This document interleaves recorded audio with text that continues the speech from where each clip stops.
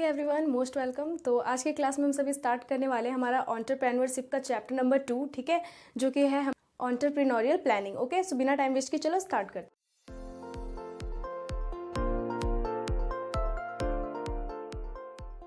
Alright, तो हमारा आज का जो क्लास है ये बहुत ही ज़्यादा लॉन्ग होने वाला, बिकॉज ये चैप्टर हमारा काफ़ी वाइड था, ठीक है। तो इस चैप्टर के सारे पॉइंट्स को हम समझेंगे, but in short, okay, short में समझेंगे, बिकॉज हमें क्लास बहुत ज़्यादा ही लॉन्ग और एक्सपेंड नहीं करना है, ठीक है।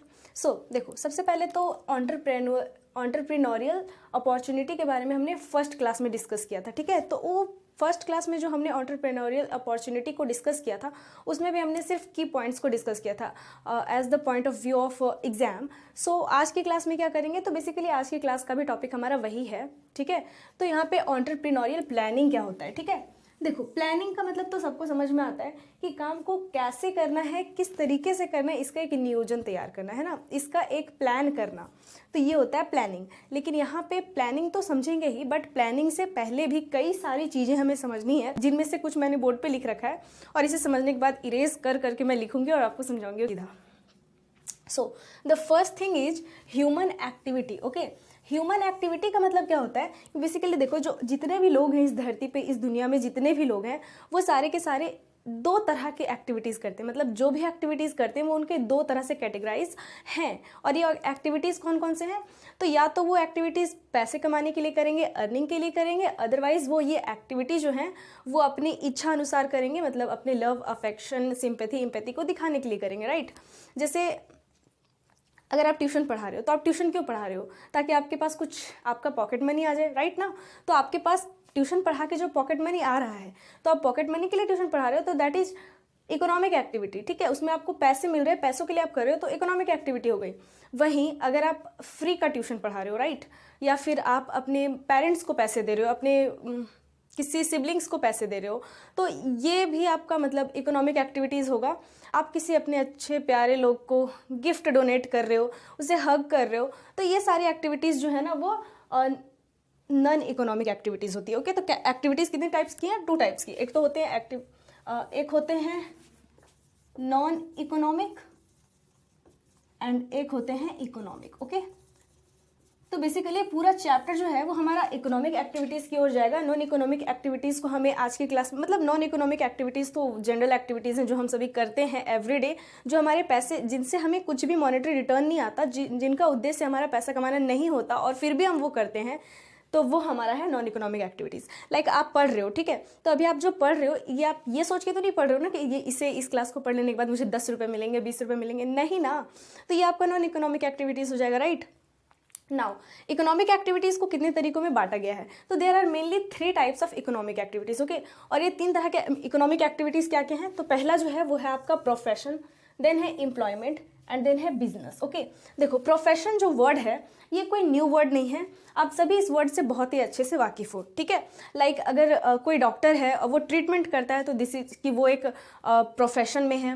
लाइक अगर कोई टीचर है, टीचिंग कर रहा है, तो वो एक प्रोफेशन में, लाइक आई एम। ओके, कोई अकाउंटेंट है, वो अकाउंटिंग कर रहा है, तो वो एक प्रोफेशन हो गया। मतलब प्रोफेशन क्या होता है कि जब कोई इंडिविजुअल एक स्पेशलाइज्ड नॉलेज गेन करता है, स्पेशलाइज्ड नॉलेज होता है उनके पास, और वो सर्विस प्रोवाइड करते हैं अलग अलग लोगों को, ठीक है। इंडिविजुअल अकेले हैं वो, और वो अपना सर्विस प्रोवाइड करते हैं लोगों को एक स्पेशल नॉलेज के बेसिस पे, तो वो होता है प्रोफेशन। ओके, ना एम्प्लॉयमेंट का अदर नेम आप जॉब भी बोल सकते हो, और रोजगार, ठीक है। तो एम्प्लॉयमेंट में क्या होता है कि बेसिकली एक पर्सन जो है वो किसी और के लिए काम करता है, और इसके बदले में उसे वेजेस मिलेंगे, सैलरी मिलेंगे, रिम्यूनरेशन मिलेंगे, राइट। अगर आप किसी भी ऑफिस में वर्क करते हो, ठीक है, तो आपका वो अपना ऑफिस नहीं है, आप किसी दूसरे के बिजनेस को ज्वाइन किए हो, दूसरे के लिए काम कर रहे हो, उसके बदले में आपको सैलरी मिलेगा, तो वो आपका हो गया employment, right. Now it's business. देखो, पूरा चैप्टर में हम बिजनेस को ही समझने वाले हैं, ठीक है। तो ये बिजनेस क्या होता है, activities related to production and distribution of goods and services undertaken for monetary terms, ठीक है। मतलब ऐसे एक्टिविटीज जिसमें गुड्स और सर्विसेज का प्रोडक्शन होता है, और फिर आप उसे रेगुलर बेसिस पे उस कार्य को करते हो। मतलब रेगुलर बेसिस पे, मान लो कि मैं मार्कर प्रोडक्शन कर रही हूँ, मैं एवरीडे मार्कर प्रोडक्शन कर रही हूँ और इसे सेल कर रही हूँ, तो ये मेरा बिजनेस हो जाएगा। अब ऐसा नहीं कि मेरे पास एक पुराना मार्कर था और मैंने उसे बेच दिया तो ये मेरा बिजनेस हो गया, नहीं, ये बिजनेस नहीं होगा। बिजनेस का मतलब ही है कि आपको उसमें रेगुलर बेसिस पे आना होगा, ठीक है। रेगुलरली उसमें इंक्लूड होना होगा, रेगुलरली उसमें आपको मतलब वर्क करना होगा, तभी वो आपका बिजनेस बनेगा। यहाँ पे रेगुलर मैंने नहीं लिखा, आई थिंक छूट गया पॉइंट, बट यहाँ पे production and distribution of goods and services undertaken for monetary terms, मतलब पैसे कमाने के लिए गुड्स और सर्विसेज का प्रोडक्शन करना और उसको सेल करके अर्निंग करना, ये हो गया आपका बिजनेस। ओके, नाउ अब क्या है, टाइप्स ऑफ बिजनेस और इकोनॉमिक एक्टिविटीज़, मतलब अगर बिजनेस एक्टिविटीज़ या प्रोफेशन या एम्प्लॉयमेंट है तो ये कितने टाइप्स के हो सकते हैं, मतलब आप लोग क्या क्या प्रोवाइड करोगे या क्या करोगे, मतलब कितने टाइप के होते हैं बेसिकली। देखो क्या है, मैन्युफैक्चरिंग, मतलब अगर आपका बिजनेस है कुछ प्रोडक्शन करने का, ठीक है, तो वहाँ पे आप क्या करोगे, गुड्स एंड सर्विसेज मैन्युफैक्चर करोगे, गुड्स एंड सर्विसेज बनाओगे, उसका प्रोडक्शन करोगे, राइट। तो ये मैन्युफैक्चरिंग उसी में आता है। देन है आपका ट्रेडिंग। ट्रेडिंग का मतलब क्या होता है, प्रोक्योर करना, मतलब मान लो देखो मैन्युफैक्चर में क्या होता है कि न्यू गुड्स आप बनाते हो, रॉ मटेरियल्स परचेज करके लाते हो अपने फैक्ट्री में और फिर वहाँ पे न्यू मटेरियल बनाते हो, राइट। लेकिन वहीं ट्रेडिंग में क्या होता है कि आप कोई न्यू मटेरियल्स बना नहीं रहे हो, किसी न्यू मटेरियल्स का प्रोडक्शन नहीं कर रहे हो, बल्कि एक बना बनाया मटेरियल ला रहे हो, उसमें कुछ थोड़े बहुत चेंजिंग कर रहे हो अगर आपकी इच्छा है तो, अदरवाइज आप उसे ऐसे ही सेल कर दे रहे हो कोई दूसरे प्राइस पे, राइट। वो प्राइस आपका अधिक भी हो सकता है, वो प्राइस आपका कम भी हो सकता है, तो ये आपका होता है ट्रेडिंग। ओके, देन है आपका सर्विस। देखो प्रोफेशन वाले लोग जो है ना वो सर्विस की ओर ही जाते हैं, मतलब सर्विस ही प्रोवाइड करते हैं। Like if I am a teacher, I will teach you, okay, so I am teaching you, I am providing you a service, मैं आपको एक सर्विस दे रही हूँ, ये मेरा एक प्रोफेशन होगा, ठीक है। If you are paying me then it's economic activities, and if I am not taking any fee it means that it's for welfare and it's non economic activity, right. तो ये होता है आपका service. Then characteristics of business, मतलब business के बारे में तो मैंने आपको बताया कि जब आप किसी गुड्स और सर्विसेज का रेगुलर बेसिस पे प्रोडक्शन करते हो और उसे सेल करते हो तो वो आपका बिजनेस कहलाता है। लेकिन इसका क्या क्या गुण है, अगर ये सारे कैरेक्टरिस्टिक्स होंगे, ये सारे फीचर्स होंगे तभी वो आपका बिजनेस कहलाएगा, अदरवाइज ये बिजनेस नहीं है। और ये कौन कौन से फीचर्स हैं, तो मोस्ट इंपॉर्टेंट, इसे हमेशा रिमेंबर रखना। और देखो क्या क्या है, पहला तो इकोनॉमिक एक्टिविटीज़, मतलब कि पहले तो आपको उसमें मॉनेटरी टर्म होना चाहिए, उसमें आपको कुछ रिटर्न मिलना चाहिए। देन है प्रॉफिट, रिस्क एंड अनसर्टेनिटी, मतलब उसमें आपको प्रॉफिट होना चाहिए, आप उसमें रिस्क बियर कर सकते हो, मतलब आप उसमें कैपिटल लगाओगे, हो सकता है कि आपका बिजनेस ना चले, तो ये आपका एक रिस्क है, क्योंकि फ्यूचर तो अनसर्टेन है ना। आप थोड़ी ना जानते हो कि आपने जो बिजनेस इस्टेब्लिश किया या जो भी बिजनेस आप स्टार्ट किए हो वो आपका फ्यूचर में चले ही चले, आपको वो अच्छा प्रॉफिट दे ही दे, ऐसा तो पॉसिबल नहीं है ना, ये सर्टेन नहीं है। ऐसा हो सकता है कि आपका फ्यूचर में अच्छा हो, बट कोई भी पर्सन ये नहीं बोल सकता कि यस आपका फ्यूचर में अच्छा होगा ही होगा, मतलब 100% श्योर होके कोई नहीं बोल सकता ये इन चीज़ों को, ठीक है।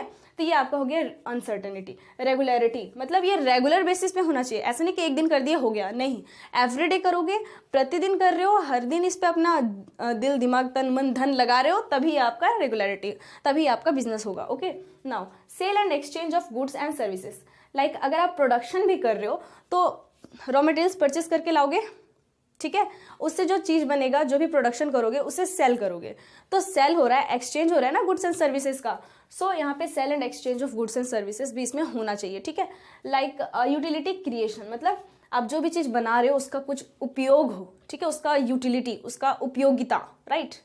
Production and procurement of goods and services, production मतलब मैन्युफैक्चरिंग में न्यू गुड्स एंड सर्विसेज का प्रोडक्शन करना, प्रोक्योरमेंट का मतलब होता है जो पहले से बना हुआ चीज़ है उसी में कुछ ना कुछ बदलाव करके उसे हायर प्राइस पे या प्राइस चेंज करके सेल करना, ठीक है, तो ये आपका प्रोक्योरमेंट होता है, राइट।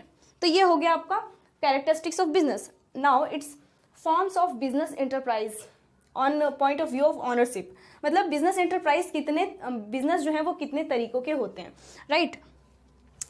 तो आप सभी को पता है कि इस चैप्टर में ये चीज़ तो बहुत ही डीपली पढ़ना था हमें, और ये चीज़ इसमें है, और ये क्या है, देखो forms of business enterprise on the point of view of ownership, मतलब ऑनरशिप के आधार पे बिजनेस एंटरप्राइज कितने तरीके के हैं, तो ये मेनली 3 तरीके के हैं, और ये कौन कौन से, पहला तो है आपका प्राइवेट सेक्टर, देन आता है आपका पब्लिक सेक्टर, देन आता है आपका joint sector. Okay, private sector में क्या होते हैं, प्राइवेट सेक्टर का मतलब है, मतलब प्राइवेट सेक्टर का मतलब तो आप समझ ही सकते हो, जैसे कोई मतलब जिसपे ना किसी इंडिविजुअल का, ठीक है, किसी इंडिविजुअल पर्सन का या इंडिविजुअल एक ग्रुप का ऑनरशिप होता है, राइट। पब्लिक सेक्टर में पूरा का पूरा ऑनरशिप जो है, मतलब ऑनरशिप जो है वो गवर्नमेंट का होता है, एंड जॉइंट सेक्टर में कुछ पार्ट जो है वो पब्लिक का होता है एंड कुछ पार्ट जो है वो प्राइवेट का होता है, मतलब कुछ पार्ट ऑनरशिप जो है वो गवर्नमेंट का होता है एंड कुछ पार्ट ऑनरशिप जो है वो इंडिविजुअल का होता है या फिर ग्रुप ऑफ पीपल्स का होता है, राइट, एक ग्रुप बोल सकते हो आप। तो यहाँ पे क्या है, प्राइवेट सेक्टर में मेनली सोल प्रोप्राइटरशिप जिसे हम एकाकी व्यापार बोलते हैं, partnership, HUF Hindu undivided family जिसे हम इसी वीडियो में बहुत ही अच्छे से डिटेल में समझेंगे, जॉइंट स्टॉक कंपनी मतलब कंपनी, कोऑपरेटिव सोसाइटीज वगैरह आते हैं, राइट। अब देखो जॉइंट, ये तो समझ में आ गया ना कि प्राइवेट सेक्टर में क्या क्या आएंगे। अब पब्लिक सेक्टर क्या है, तो पब्लिक सेक्टर मतलब वैसे सेक्टर जिस पे गवर्नमेंट का अधिकार है, राइट। तो इसमें क्या है, डिपार्टमेंटल अंडरटेकिंग्स मतलब बिजनेस, मतलब एक गवर्नमेंट जो है वो टोटली पूरा का पूरा किसी एक ही, मतलब पूरा का पूरा जो है ना वो खुद का नहीं संभालने लग जाती, बल्कि वो एक एजेंसी बना देती है, एक डिपार्टमेंट बना देती है अलग से, और उस पर जो है वो डिपार्टमेंट वर्क करता है। लाइक रेलवेज हो गए एंड पोस्ट ऑफिस हो गए, ओके। तो ये अलग अलग डिपार्टमेंट है जिसपे सरकार के अलग अलग लोग जो है वो डिपार्टमेंट बना के इस पे कार्य करते हैं, राइट। तो ये हो गया डिपार्टमेंटल अंडरटेकिंग्स। पब्लिक कॉर्पोरेशंस मतलब पब्लिक कंपनीज वगैरह, पब्लिक सेक्टर्स वगैरह, ठीक है। देन है आपका गवर्नमेंट कंपनीज। गवर्नमेंट कंपनीज में क्या होता है ना कि पूरा का पूरा गवर्नमेंट कंपनी, लाइक अगर अभी जैसे टाटा है, ठीक है, तो टाटा का शेयर्स हम लोग परचेज करते हैं, तो क्या ये पब्लिक कंपनी हो गई और ये प्राइवेट कंपनी है। तो क्योंकि इसका शेयर हम सभी पूरा पब्लिक परचेस कर सकता है, कोई भी परचेस कर सकता है, इसलिए ये गवर्नमेंट कंपनी होगी, समझे। इसे आप पब्लिक कंपनी बोलोगे। एंड इसका जो है ना वो क्या होता है, देखो 51% शेयर्स जो हैं, 51% जो पार्ट है वो गवर्नमेंट का होता है, ठीक है। एंड 49% पार्ट जो है वो प्राइवेट होता है, राइट। ये चीज हमेशा ध्यान में रखना, ओके, गवर्नमेंट कंपनीज का। देन आता है आपका, कहाँ गया, जॉइंट सेक्टर, ओके। तो जॉइंट सेक्टर में क्या होता है कि कुछ पार्ट जो है, मतलब फाइनेंसिंग पार्ट जो है, फाइनेंसिंग डिपार्टमेंट जो है वो गवर्नमेंट के अंडर में होता है, वेयर एज मैनेजरियल डिपार्टमेंट जो है वो गवर्नमेंट के अंडर में होता है, राइट। मतलब अगर फाइनेंशियल काम करना है, ठीक है, फाइनेंशियल, तो फाइनेंशियल में जो है वो ये आपका गवर्नमेंट के हाथों में होता है। वही मैनेजरियल जो होता है, ओके, इधर से मेरा बन नहीं रहा लिखने को, मैं इधर से बताती हूँ, जो मैनेजरियल होता है वो प्राइवेट हाथों में होता है, राइट। इस चीज़ को ध्यान में रखना, ठीक है। जॉइंट सेक्टर में दोनों सेक्टर काम साथ में मिल जाते हैं। जब प्राइवेट सेक्टर और पब्लिक सेक्टर दोनों मिल जाते हैं तो उसे हम जॉइंट सेक्टर बोलते हैं, ठीक है। इसमें क्या होता है कि फाइनेंशियल जितना भी एक्टिविटीज़ है, फाइनेंसिंग एक्टिविटीज़, वो गवर्नमेंट सेक्टर के हाथों में होता है, और मैनेजरियल एक्टिविटीज़ जो है वो प्राइवेट सेक्टर के हाथों में होता है, राइट। बिकॉज ऐसे भी गवर्नमेंट का जो मैनेजमेंट है वो बिल्कुल आप देख ही सकते हो कैसा होगा, मतलब कैसा है। बिकॉज कई जगहों पर सरकारी स्कूलों में, हॉस्पिटल्स में एंड कई जगहों पर, कई सरकारी इंस्टीट्यूशंस में हम देखते हैं कि कार्य अच्छे से नहीं होता है, काम कोई भी अच्छे से पूरा होता ही नहीं है, मतलब उसका मैनेजमेंट इतना बेकार है।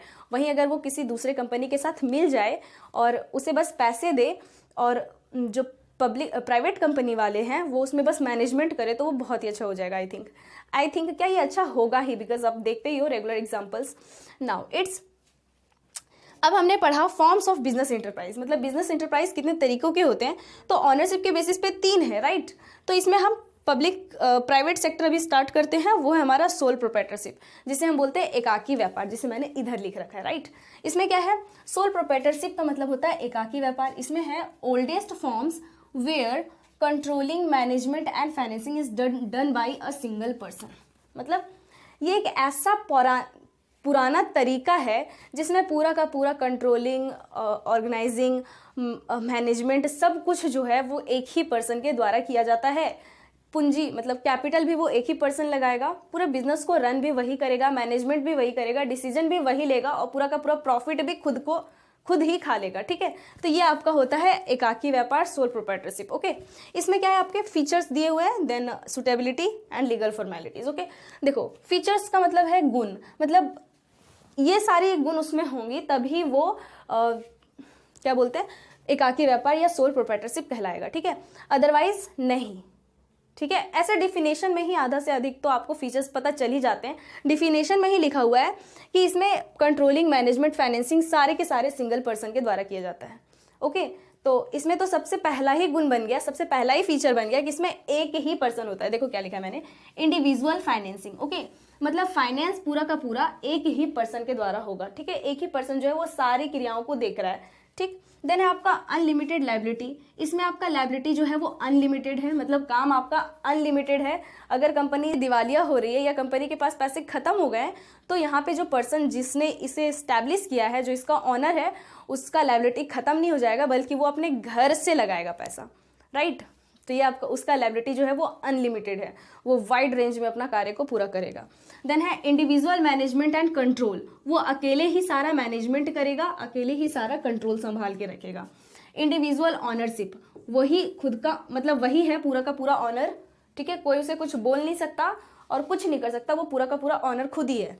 सोल बेनिफिशियरी, मतलब उसको बेनिफिशियरी, मतलब जो बेनिफिट होगा वो भी उसी का होगा, राइट। जो पर्सन उसे स्टैब्लिश कर रहा है, जो काम कर रहा है, जो कैपिटल लगा रहा है, जो अनलिमिटेड लायबिलिटी बियर कर रहा है, उसी का होगा सारा प्रॉफिट, ओके।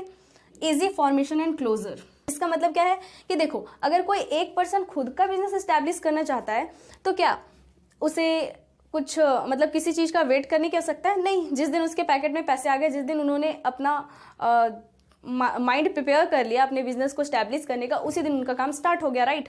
तो यहाँ पे उसका जो फॉर्मेशन और क्रिएशन है वो बहुत इजी है और उसे क्लोज करना भी बहुत ही आसान है, राइट। जब मन करेगा तब वो क्लोज कर सकते हैं। देन है limited area network. Limited area network मतलब लाइक अगर एक पर्सन अकेले कैपिटल लगा रहा है तो वो कितना ही कैपिटल लगा पाएगा, है ना।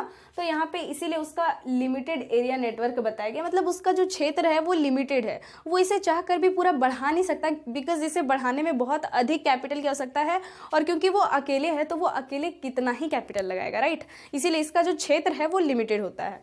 Now suitability of sole proprietorship form of business.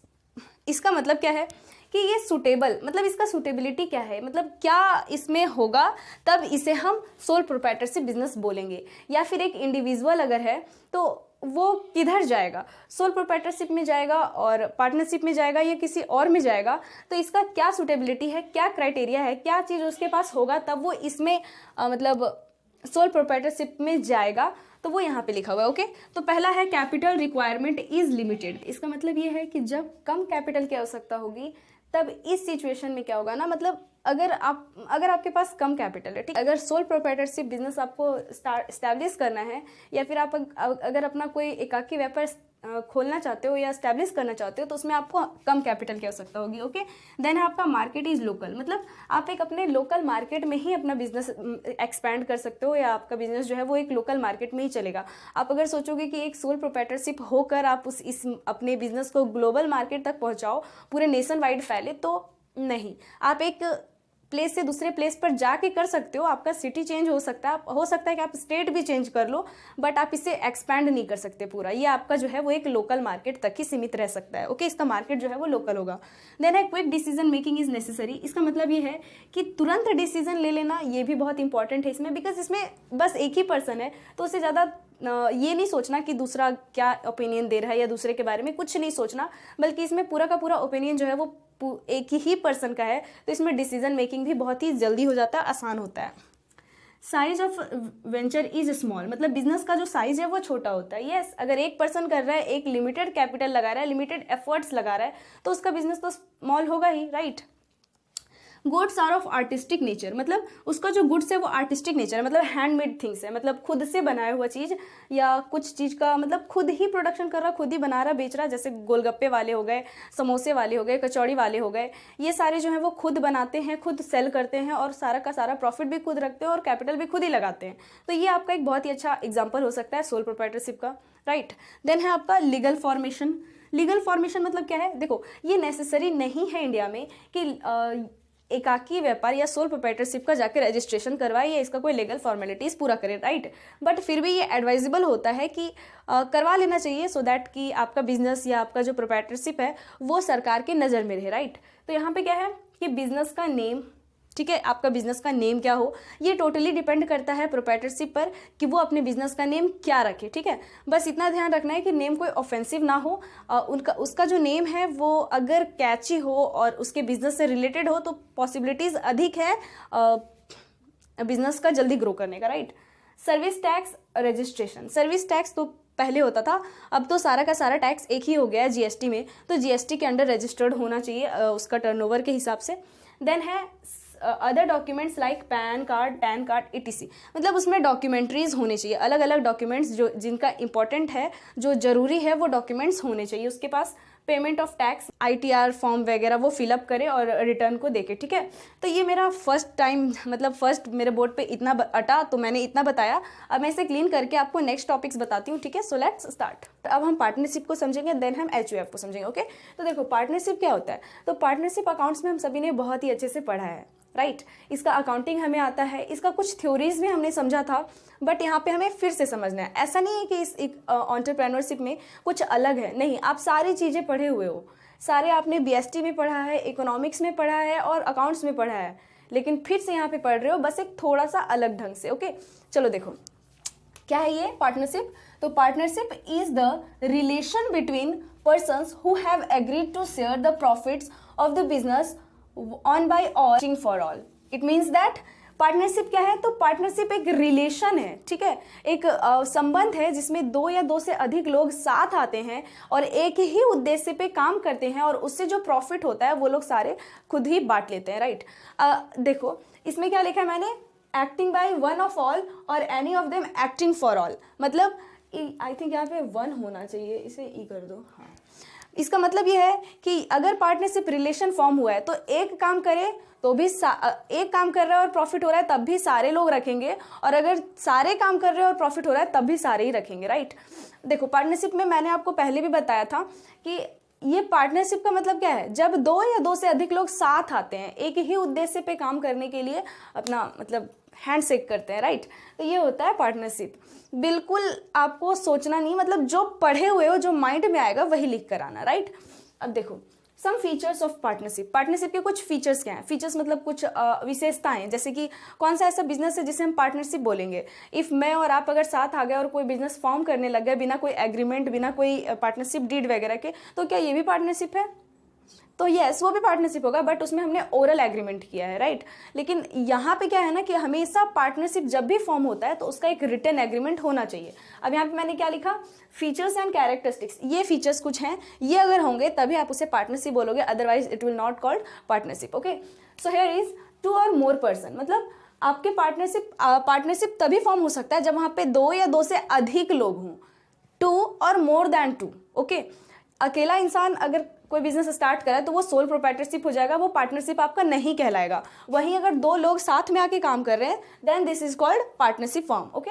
Now profit sharing, उनके बीच में प्रॉफिट शेयरिंग होगा। लाइक वो एक दूसरे से, ऐसा नहीं है कि नहीं मैंने काम किया तो प्रॉफिट सारा का सारा मैं ही रख लूंगा, ऐसा वाला स्थिति नहीं है, बल्कि प्रॉफिट जितना भी होगा वो सारे लोग रखेंगे, ठीक है। प्रॉफिट प्रॉपर शेयर होगा।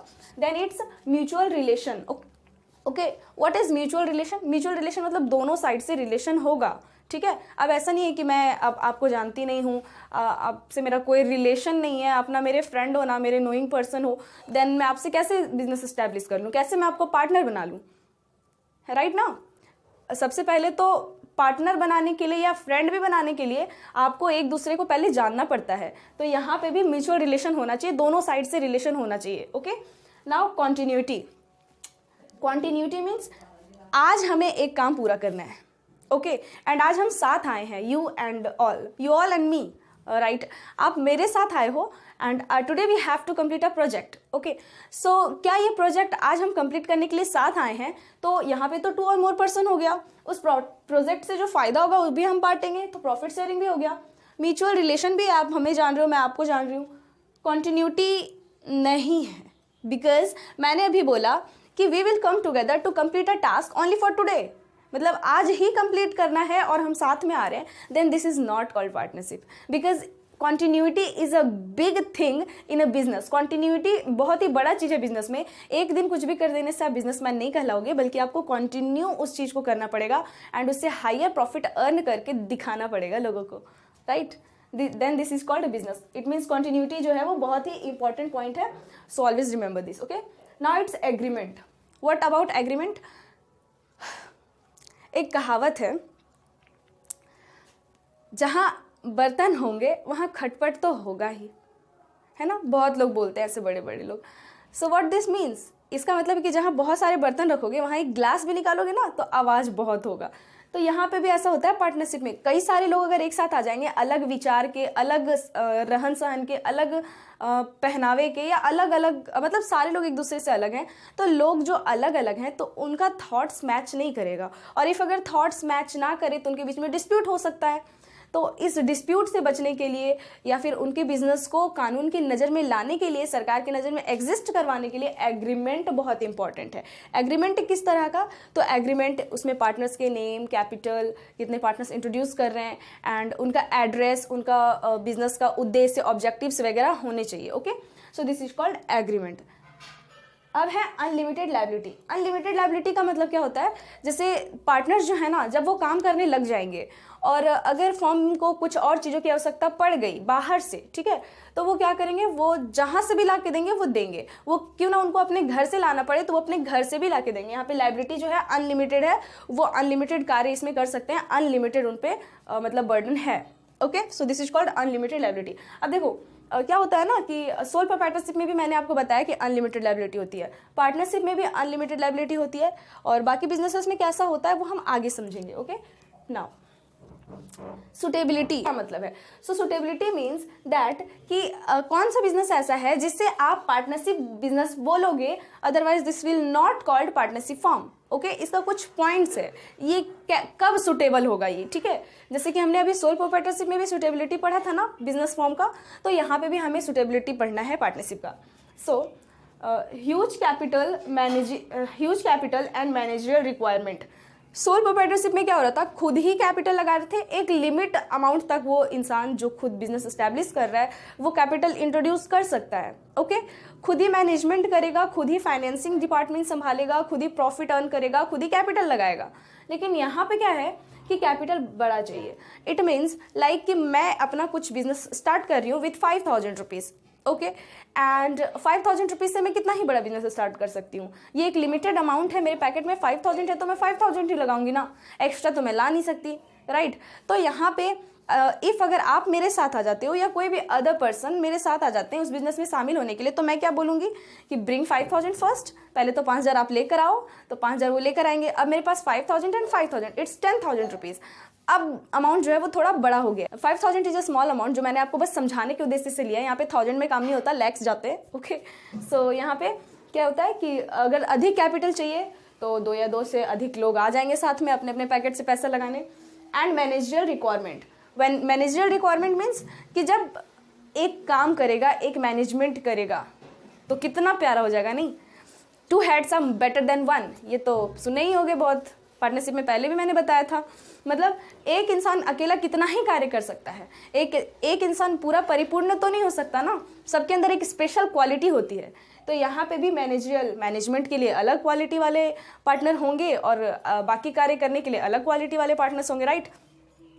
तो ये था इसका first point. Second point is enterprise is small और मीडियम स्केल। मतलब जो बिजनेस है वो या तो छोटे स्तर पे होगा, अदरवाइज छोटे से थोड़ा सा अधिक, मतलब मीडियम साइज पे होगा। और पूरा बड़ा करना है, एकदम एक्सपैंड करना है, तो फिर तो कंपनी में जाओ, ठीक है। और उससे भी छोटा रखना है, मतलब पार्टनरशिप से भी छोटा साइज रखना है, that it is sole proprietorship.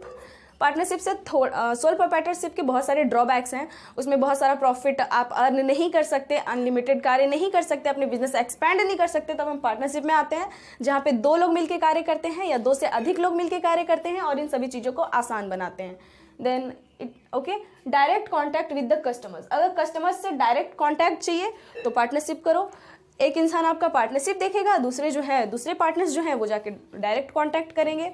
Okay, these are some suitability of partnership form. Okay, now consequence of non registration, मतलब it is not mandatory in India to register partnership firm also. Okay, मतलब partnership firm का भी registration करना India में mandatory नहीं है, but still अगर registration करवा ले तो अच्छा होता है। अगर रजिस्ट्रेशन ना करवाओ तो यहाँ पे क्या हो सकता है। ओके, तो यहाँ पे there are 3 points only I have discussed and this points are can not Sue.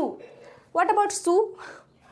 So the sue means कि आप जो है वो किसी पे भी कुछ डिस्प्यूट और किसी पे भी कोई केस वगैरह नहीं कर सकते। ओके, आप अपने प्रॉब्लम सॉल्व नहीं करवा सकते। Okay, now can not claim in proceeding, मतलब मान लो कि किसी ने आप पे किसी दूसरे लोगों ने आप पे आके केस कर दिया, ठीक है।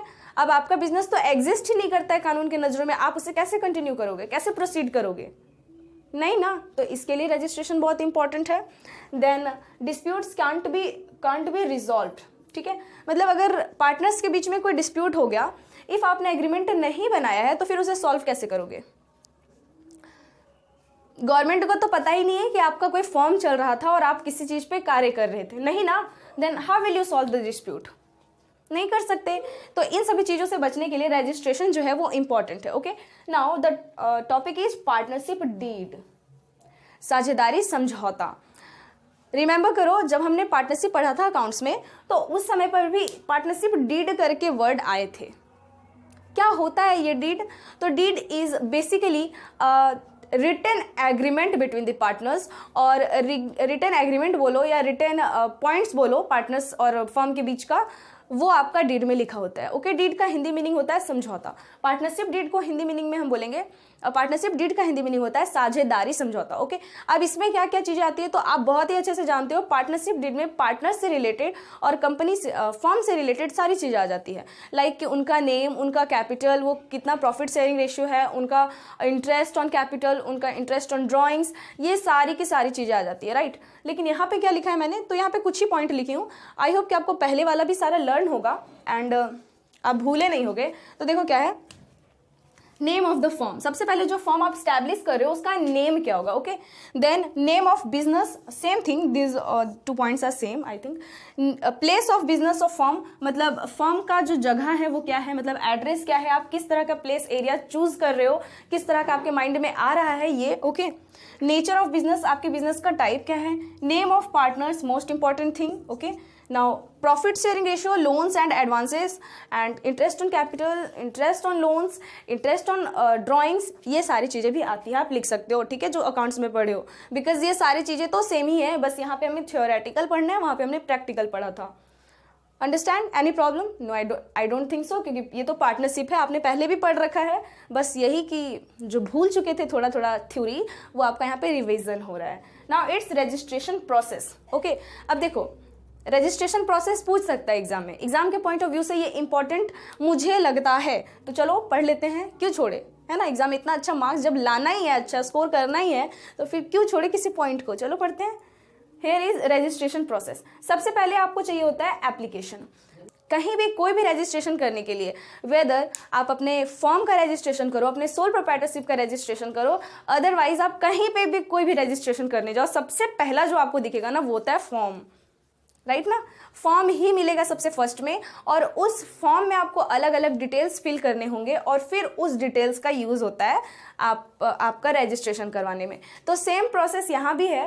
अगर आप पार्टनरशिप फॉर्म का रजिस्ट्रेशन करवाना चाहते हो, देन सबसे पहले आपको एक रजिस्ट्रेशन फॉर्म फिल करना होगा, जिसमें आपका बिजनेस का name, name of form, name and place of form, date of formation, मतलब किस दिन से आपका स्टार्ट हो रहा है, full name, address and duration of form, sorry it's partners. Okay, मतलब पार्टनर्स का पूरा नाम, बिजनेस कब तक चलने वाला है, ड्यूरेशन, ओके, ये सारी चीज़ें इसमें आती हैं। तो देन है एफिडेविट। एफिडेविट क्या होता है कि खुद से लिख कर देना कि हाँ मैं जीते जागते सारी चीज़ें कर रहा हूँ, और मैं अपने फलाने मित्र को, जो भी मित्र है XYZ, उनको साथ में लाकर अपना बिजनेस जो है स्टैब्लिश कर रहा हूँ, कैपिटल इतने दे रहे हैं, मैं इतना दे रहा हूँ, ठीक है, ये सारी चीज़ें होनी चाहिए। Certified copy of partnership deed, मतलब पार्टनरशिप डीड का कॉपी इसमें पेस्ट होना चाहिए, मतलब पार्टनरशिप डीड बना हुआ होना चाहिए, तभी रजिस्ट्रेशन करवाना, अदरवाइज मत करवाना, बिकॉज फिर कोई फायदा नहीं, उस टाइम बनाना ही पड़ेगा। देन है रेंटल और ऑनरशिप प्रूफ, मतलब आप जहाँ भी बिजनेस स्टैब्लिश कर रहे हो, ठीक है, जहाँ भी आपका फर्म चलने वाला है, जो भी ऑफिस होने वाला है, वो या तो आपका अपना होगा, अदरवाइज वो आप रेंट पे लिए होगे, तो आपका वो रेंटल है या अपना है, इसका प्रूफ होना चाहिए। Okay, so this was all for partnership form. तो ये सारे के सारे आपके पार्टनरशिप फॉर्म में आते हैं। I hope you get this points and आपको कोई प्रॉब्लम नहीं हुआ। Now we will understand HUF। Okay, that is Hindu undivided family. देखो, अब मुझे क्या लगता था ना कि हिंदू अनडिवाइडेड फैमिली का मतलब क्या है, क्या हिंदू लोग ही बस बिजनेस चला सकते हैं, मुस्लिम लोग नहीं चला सकते? तो सिमिलर टू दिस। ओके, तो चलो देखते हैं इसमें क्या है। सो सबसे फर्स्ट है हिंदू अनडिवाइडेड फैमिली, जिसे आप शॉर्ट में HUF बोलते हो। Okay, HUF। ओके, सो ये क्या है ना, ये एक अलग तरह का बिजनेस है, जहाँ पे एक पूरा परिवार के लोग ही साथ आ जाते हैं कार्य करने के लिए, ठीक है, मतलब एक तरह एक पूरा फैमिली ही है ना जो बिजनेस चलाता है, रन करता है। अब ये ऐसा कैसे हो सकता है, देखो इसमें क्या लिखा है मैंने, Hindu undivided family business is a unique form of business as this is only present in Indian society. It is governed by Hindu law. ठीक है, जैसे पार्टनरशिप चलाने के लिए पार्टनरशिप एक्ट 1932 बना हुआ है, सोल प्रोप्राइटरशिप का भी कुछ अपना एक्ट बना होगा, कंपनीज एक्ट भी हम यूज़ करते हैं, कंपनीज एक्ट कंपनी चलाने के लिए, लेकिन यहाँ पे हिंदू अनडिवाइडेड फैमिली चलाने के लिए कोई एक्ट नहीं बना हुआ है, बल्कि ये एक हिंदू लॉ से चलता है। ठीक है, हिंदू लॉ से चलता है। इसमें क्या होता है कि एक पूरा का पूरा फैमिली ही साथ आते हैं एक बिजनेस को कंप्लीट करने के लिए, और ये बिजनेस जो है ना वो अपने किसी भी फैमिली को, like if your family is doing any business and you are to a member, तो आपको पता होगा कि वो जो बिजनेस है वो आपके दादाजी से आपके पिता को मिला है, और आपके पिता के अब जितने भी रिलेटिव्स हैं, लाइक आपकी मदर, आपके ब्रदर, सिस्टर और आप सारे लोग मिलकर उसमें काम कर रहे हो। अंडरस्टैंड, मतलब ये जो बिजनेस है ना वो आपको अपने पूर्वजों से मिलेगा, अपने एंसेस्टर्स से मिलेगा। ओके, नाउ ये जो है ना वो only in Indian society exist करता है, ओनली इंडिया में, बाहर नहीं, दूसरे कंट्रीज में नहीं, only in India. That's why it's a unique form of business, इसीलिए इसे एक यूनिक फॉर्म ऑफ बिजनेस बोला जाता है। Okay, now it's schools of law under HUF। Schools of law क्या होता है? स्कूल्स ऑफ लॉ का मतलब है इसमें दो मेन रूल है, ठीक है, जिसके अंतर्गत HUF को जो है वो डिवाइड किया गया है, और ये दो रूल्स क्या क्या हैं? So the first rule is दाया भाग, ठीक है, जिसे आप दाया भागा बोलते हो, and other one is Mitakshara. तो व्हाट इज दया भागा? तो बेसिकली दया भागा जो है ना वो 3 स्टेट्स में ओनली चलता है, that's West Bengal, Orissa and Assam. Okay, देखो मैंने लिखा है it is prevalent in West Bengal, देखो ये क्या चलता है वेस्ट बंगाल में, असम एंड उड़ीसा, 3 स्टेट्स में। A son acquires the right, देखो लिखा है मैंने, a son acquires the right in the family property only after the death of his father. मतलब दाया भाग में क्या है, जिसमें 3 स्टेट्स में ओनली ये चलते हैं, वेस्ट बंगाल, असम एंड उड़ीसा। इसमें क्या होता है कि पुत्र को, जो बेटा है, उसे अपने फैमिली प्रॉपर्टी में राइट जो है, फैमिली प्रॉपर्टी का अधिकार जो है वो उसके पिता के डेथ के बाद मिलेगा। ठीक है, मतलब यहाँ पे बेटा जो है वो पिता के डेथ के बाद फैमिली का प्रॉपर्टी या उस बिजनेस में फैमिली का प्रॉपर्टी यूज कर सकता है, मतलब वो अब उसका होगा, राइट। लेकिन मिताक्षरा में ऐसा नहीं है। मिताक्षरा में वेस्ट बंगाल, असम और उड़ीसा को छोड़कर, ठीक है, बाकी जगहों पर मिताक्षरा चलता है। और मिताक्षरा में क्या होता है कि पुत्र को जन्म लेते के साथ ही फैमिली प्रॉपर्टी में हिस्सा प्राप्त हो जाता है। ओके, देखो लिखा है मैंने, this form is prevalent in rest of India. Rest of India मतलब वेस्ट बंगाल, असम और उड़ीसा को छोड़कर, where the son acquires the right in property from his birth, जहां पे पुत्र को जो है वो प्रॉपर्टी में हिस्सा जन्म के समय ही मिल जाएगा। Okay, I hope you get this. And now characteristics of HUF, Mitakshara और दाया भाग, ये जो है ना वो बहुत ही इंपॉर्टेंट थिंग है, you must remember this. Okay, now characteristics of HUF मतलब हिंदू अनडिवाइडेड फैमिली का कुछ कैरेक्टरिस्टिक्स है, कुछ इसकी विशेषताएं हैं। ठीक है, विशेषताएं क्या है? पहला है क्रिएशन। क्रिएशन मतलब ये उत्पन्न कैसे होता है, क्या हम अभी स्टार्ट करना चाहें HUF तो हो सकता है क्या? तो देखो, इट अराइजेज बाय स्टेटस और ऑपरेशनल लॉ। ठीक है, ये स्टेटस से अराइज होता है। ठीक है, स्टेटस, ठीक है, आपकी फैमिली का स्टेटस, बैकग्राउंड, इससे अराइज होता है, और कोई ऑपरेशनल लॉ से, और अगर पहले से चलता आ रहा है तो आपको फिर अपने एंसेस्टर्स से मिला होगा। ओके, नाउ मेंबरशिप, इसके कौन कौन से मेंबर हो सकते हैं, कौन इनके मेंबर हो सकते हैं? तो जनरली जितने भी फैमिली मेंबर्स होते हैं, लाइक जो सीनियर मोस्ट मेंबर होगा आपकी फैमिली का, आपके पिता, माता, आपकी सिस्टर्स जो अनमैरिड हैं, आपके ब्रदर्स और आप, ठीक है, आप फैमिली का पार्ट हो सकते हो। अब देखिए यहाँ पे क्या है, a male member becomes a member merely by his birth. मतलब इसमें क्या होता है कि जो मेल मेंबर है वो जन्म के साथ ही पार्ट हो जाता है इसका, HUF का, हिंदू अनडिवाइडेड फैमिली बिजनेस का पार्ट हो जाता है। बाय एडॉप्शन, ठीक है, यहाँ कैपिटल लिखो, by adoption an outsider can be admitted to its member but not otherwise. अगर कोई बाहर का पर्सन इसका मेंबर बनना चाहता है तो तभी हो सकता है पॉसिबल जब परिवार वाले उसे अडॉप्ट कर लें। अगर परिवार वाले उसे अडॉप्ट नहीं कर रहे हैं तो कोई ऑप्शन नहीं है कि उसे मेंबर बनाया जाए। ठीक है, only the way is adoption. Now management, management कौन करेगा HUF में? तो जो फैमिली का सबसे सीनियर मोस्ट मेंबर होगा वही मैनेजमेंट करता है according to Hindu law. Only by senior most member, okay, जिसे आप कर्ता बोलते हो, यहाँ पे हिंदी में मैंने कर्ता लिख दिया, सीनियर मोस्ट मेंबर को कर्ता बोला जाता है। लाइबिलिटी, लायबिलिटी किस पे आएंगी, तो देखो यहाँ पे हमने समझा था ना सोल प्रोप्राइटरशिप में कि अनलिमिटेड लायबिलिटी होता है व्यापारी का, एंड पार्टनरशिप फॉर्म में भी अनलिमिटेड लायबिलिटी होता है। देखो यहाँ पे मैंने लिखा है, और यहाँ क्या होता है, द लायबिलिटी ऑफ कर्ता इज अनलिमिटेड, मतलब जो सबसे सीनियर मोस्ट मेंबर है, जो मैनेजमेंट कर रहा है, जो करता है, उसका लायबिलिटी अनलिमिटेड है। And coparceners is limited. Coparceners क्या होते हैं, तो सीनियर मोस्ट मेंबर को छोड़ के बाकी मेंबर जो बच गए, दे आर कॉल्ड कॉर्पोरेशनर्स। ओके, तो उनका जो लायबिलिटी है वो लिमिटेड होता है। कर्ता का लायबिलिटी अनलिमिटेड, मतलब कर्ता जहां से भी चलाए, अगर फॉर्म सॉल्वेंट हो रहा है, इंसॉल्वेंट हो रहा है, तो वो जहां से भी दे उसे देना पड़ेगा, अपने पर्सनल प्रॉपर्टीज भी देने पड़ेंगे। वेयर बाकी जो रेस्ट मेंबर्स हैं उनके साथ ऐसा नहीं है, उनका लायबिलिटी लिमिटेड है। नाउ राइट टू अकाउंट्स, मतलब उनका अकाउंट्स देखने का राइट किसको है, the member other, it's other, OTH E R, other than karta, then लिखोगे, the member other than karta do not have right to inspect or copy any content accounts book, मतलब कर्ता को छोड़कर बाकी किसी को भी राइट नहीं है कोई भी अकाउंट्स या कोई भी बुक्स को देखने का। Okay, now it's minor as member, क्या माइनर उसमें मेंबर हो सकता है, only male member have right to be member from his birth, only male member को राइट है कि वो जन्म से उसमें उस बिजनेस का पार्ट बने। अदरवाइज अगर फीमेल मेंबर है तो उसे फैमिली वाले अगर सपोर्ट कर, मतलब फैमिली वाले अगर उसे कर रहे हैं, मतलब उसे बनाना चाह रहे हैं, तो उसे बना सकते हैं। ओके, तो ये होता है आपका HUF। आई होप कि मैंने आपको अच्छे से बता पाया, और ये था आपका पार्टनरशिप।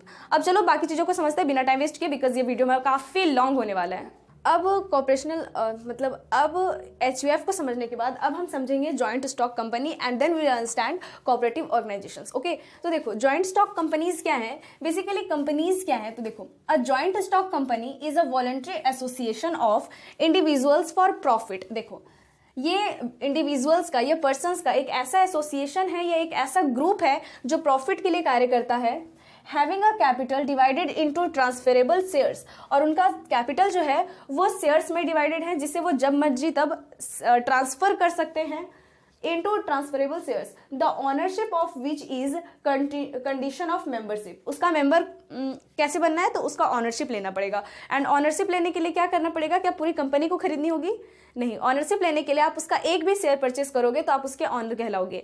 ऑनर होना अलग है और कंपनी को मैनेज करना अलग है। अगर मैंने किसी टाटा कंपनी के शेयर को परचेस किया है तो मैं उसका ऑनर तो हूँ, क्योंकि मैंने उसका शेयर परचेस किया, that's why I am owner also, but मैं उसके इंटरनल चीज़ों में पार्ट नहीं ले सकती, ठीक है, उसका मैं डिसीजन नहीं ले सकती, मैं उसमें उस कंपनी को अपना संपत्ति पूरा बनाकर, एकदम अपनी कंपनी बनाकर सारा प्रॉफिट खुद को नहीं रख सकती, ठीक है, बिकॉज वो एक कंपनी है और उसका जितना भी मैनेजमेंट वगैरह है वो बोर्ड ऑफ डायरेक्टर्स करेंगे। ओके, तो जॉइंट स्टॉक कंपनी यही होता है जिसका कैपिटल जो है वो शेयर्स में डिवाइडेड है, और जो शेयर्स लोग जो हैं वो अलग अलग लोग एक्वायर करके रखते हैं और अलग अलग लोग इसके मेंबर्स होते हैं। ओके, शेयर जो भी परचेस करता है वो इनका मेंबर हो जाता है। लाइक अगर आप शेयर परचेस कर रहे हो आप भी कंपनी के मेंबर हो जाओगे, क्योंकि आप शेयर परचेस कर रहे हो, राइट।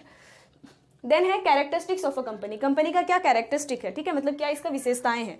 तो सबसे पहला वॉलंटरी एसोसिएशन, मतलब इसमें लोगों का एक समूह होना चाहिए। अ single person can not constitute a company, एक ही आदमी जो है वो एक कंपनी नहीं स्टैब्लिश कर सकता, उसके लिए उसे ग्रुप ऑफ पीपल्स चाहिए। Okay, at least 2 persons must join hands to form a private company, मतलब अगर प्राइवेट कंपनी बनाना है तो कम से कम 2 लोग साथ आएंगे, और maximum 200। Okay, and minimum 7 peoples in public company. Okay, और मिनिमम 7 पीपल्स चाहिए अगर एक पब्लिक कंपनी बनाना है तो, और मैक्सिमम अनलिमिटेड जा सकते हैं, ठीक है, मैक्सिमम अनलिमिटेड। जैसे अगर आप जो भी कंपनी का शेयर परचेस कर पा रहे हो ना, इसका मतलब कि वो पब्लिक कंपनी है, वो प्राइवेट कंपनी नहीं है, क्योंकि प्राइवेट कंपनी परमिशन ही नहीं देती पब्लिक को शेयर परचेस करने का।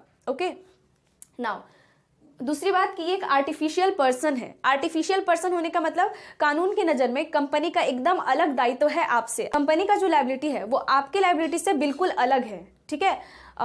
वो एक आर्टिफिशियल पर्सन है जिसका डेथ ओनली लॉ के द्वारा ही हो सकता है, आप जब मर्जी तब उसे बंद नहीं कर सकते। ओके, देन है सेपरेट लीगल एंटिटी, एक सेपरेट लीगल एंटिटी है। कॉमन सील, कॉमन सील मतलब देखो अभी मैंने बोला कि company is an artificial person, company जो एक आर्टिफिशियल पर्सन है, तो पर्सन है तो इसका अपना एक सिग्नेचर भी होगा। तो क्योंकि ये एक आर्टिफिशियल पर्सन है तो ये खुद से साइन नहीं कर सकता, तो इसका एक सील होना चाहिए कॉमन, मतलब एक ऐसा मार्क, ठीक है, जो उस कंपनी, मतलब उस कंपनी को जो आइडेंटिफाई करे। ओके, देन है लिमिटेड लायबिलिटी, मतलब यहाँ पे जो मेंबर्स हैं उनका लायबिलिटी अनलिमिटेड नहीं है। अगर कंपनी फेल हो रही है, दिवालिया हो रही है, तो वो अपने घर से सामान ला के नहीं देंगे, जैसे कि पार्टनरशिप में और सोल प्रोप्राइटरशिप में और HUF में ओनली कर्ता के पास जो था। ठीक है, यहाँ पे जितना आप ओन कर रहे हो, जितना शेयर्स के लिए आपने परचेस किया, उतनी शेयर्स का ही आपका लायबिलिटी है, अदरवाइज नहीं है। Okay, now it's a forms of company. कंपनियां कितनी तरह की होती है, तो we all know that according to ownership there are 2 types of company, and पहला तो होता है पब्लिक कंपनी एंड देन होता है प्राइवेट कंपनी। ठीक है, ओके, तो अभी हम प्राइवेट और पब्लिक दोनों कंपनियों को समझेंगे। देखो यहाँ पे मैंने लिख रखा है, सो हियर नाउ पहले तो हम प्राइवेट कंपनी को समझेंगे। तो प्राइवेट कंपनी क्या है, तो it has minimum 2 and maximum 200 employees. Okay, employees, देखो प्राइवेट कंपनी में क्या है कि मिनिमम मतलब कम से कम 2 लोग होंगे और अधिक से अधिक 200 लोग होंगे, इससे अधिक कोई नहीं होगा। 200 एक पर्सन नहीं हो सकता, 1 पर्सन नहीं हो सकता। ठीक है, ये होता है आपका प्राइवेट कंपनी। देन है excluding its past and present employees, मतलब प्रेजेंट और पास्ट को छोड़कर, मतलब मान लो अभी 27 है तो 27 को छोड़कर बाकी जो रिमेनिंग 200 होने में बचेंगे वो आप ऐड कर सकते हो, और पूरा 200 फिर से ऐड नहीं कर सकते। ठीक है, then restricts the right of its members to transfer shares, उसके मेंबर्स के पास में जो भी शेयर्स हैं वो रिस्ट्रिक्शन है, वो उससे किसी दूसरे के पास शेयर नहीं कर सकते, किसी को ट्रांसफर नहीं कर सकते। अगर वो ट्रांसफर कर रहे हैं इसका मतलब कि उनका इंटरेस्ट खत्म हो रहा है और अब वो इसके मेंबर नहीं रहना चाहते हैं, तो इसके लिए उसे कंपनी को प्रॉपर डॉक्यूमेंट्री जाना होगा। ठीक है, देन है prohibits an invitation to public to subscribe for any share और डिवेंचर्स एटसेट्रा, या फिर पब्लिक डिपॉजिट वगैरह। मतलब ये पूरा का पूरा कंपनी को रेस्ट्रिक्ट, मतलब पब्लिक को बिल्कुल परमिशन नहीं देता कि इसके शेयर्स परचेस करे। इसके शेयर्स ओनली एंड ओनली इसके मेंबर्स ही परचेस कर सकते हैं, ओनली मेंबर्स के पास राइट है इसका शेयर्स रखने का, बाकी लोगों के पास नहीं है, बाकी लोगों को ये परमिशन ही नहीं देते। ठीक है, जैसे अगर मिनिमम 1 मेंबर है और मैक्सिमम 200 मेंबर्स है, तो यही मिनिमम अगर 2 मेंबर्स है और मैक्सिमम 200 मेंबर्स है, तो यही मेंबर्स जो हैं वो इसका शेयर परचेस कर सकते हैं, बाकी लोग नहीं, हम नहीं कर सकते। ओके, देन है uses the word private limited at the end of its name, मतलब एंड नेम के लास्ट में ये क्या हमेशा लगाता है, प्राइवेट लिमिटेड। ठीक है, कोई भी कंपनी के लास्ट में लगेगा ये प्राइवेट लिमिटेड। ओके, और इसके शेयर्स आप नहीं परचेस कर सकते, इसके शेयर्स ओनली इसके मेंबर्स परचेस करेंगे। ये चीज हमेशा ध्यान रखना, मिनिमम 2%, मैक्सिमम 200%, ये सारे पॉइंट्स तो याद होंगे ही। एंड एक और पॉइंट है कि इसका जो पेड अप कैपिटल होता है प्राइवेट कंपनी का, वो 1 लाख होना चाहिए, मिनिमम 1 लाख होना चाहिए। पॉइंट टू बी चेंज, ये चेंज भी हो सकता है। Now it's time to public company. Public company क्या है, minimum 7 peoples and maximum unlimited. इसमें मिनिमम 7 लोग होने चाहिए और मैक्सिमम अनलिमिटेड। देखो आप भी हो, हम भी हैं, सारे लोग हैं, कितने सारे लोग शेयर्स परचेस कर रहे हैं, तो क्या वो प्राइवेट कंपनी का परचेस कर रहे हैं क्या, नहीं, वो पब्लिक कंपनी का परचेस कर रहे हैं, क्योंकि प्राइवेट कंपनी तो परमिशन ही नहीं देती अपना शेयर किसी को परचेस करने का, right. Then it's do not restrict any transfer of shares, इसमें शेयर ट्रांसफर करने का कोई रेस्ट्रिक्शन नहीं है, आराम से शेयर, अपना शेयर आप किसी को भी ट्रांसफर कर सकते हो, किसी को भी सेल कर सकते हो। Invites public to subscribe for his shares, public को इन्विटेशन देती है कि आप हमारे शेयर्स परचेस करो। Then uses the word limited at the end, इसके लास्ट में ओनली लिमिटेड वर्ड लगा होता है, प्राइवेट लिमिटेड, पीवीटी एलटीडी नहीं लगा होता, ओनली लिमिटेड। और इसका पेड अप कैपिटल, जो पब्लिक कंपनी का पेड अप कैपिटल होता है वो मिनिमम 5 लाख रुपीज होता है। ओके, आई होप कि आपने ये सारी चीजें पढ़ ली। अब हम समझते हैं कोऑपरेटिव ऑर्गेनाइजेशंस। देखो कोऑपरेटिव ऑर्गेनाइजेशंस क्या होते हैं, तो कोऑपरेटिव ऑर्गेनाइजेशंस ऐसे ऑर्गेनाइजेशन होते हैं जिनका मेन मोटिव जो है वो प्रॉफिट अर्न करना नहीं होता। ठीक है, जैसे कि पब्लिक सेक्टर हमने जाना, पब्लिक सेक्टर का मेन मोटिव जो है वो प्रॉफिट अर्न करना नहीं था, बल्कि उनका मेन मोटिव जो है वो वेलफेयर प्रोवाइड करना था। तो यहाँ पे भी कोऑपरेटिव ऑर्गेनाइजेशंस जो हैं वो इनका मेन मोटिव जो होता है ना, वो अपने मेंबर्स, जो भी उस मेंबर्स में जुड़े हुए हैं, उनके वेलफेयर के बारे में सोचता है। ठीक है, मतलब एक इंसान सभी के लिए और सभी इंसान एक के लिए, ये सिद्धांत पे ये चलता है। देखो मैंने क्या लिखा है, cooperative is an different form of business. Cooperative जो है वो एक अलग तरीके का बिजनेस इंटरप्राइज है with the principle of each for all and all for each.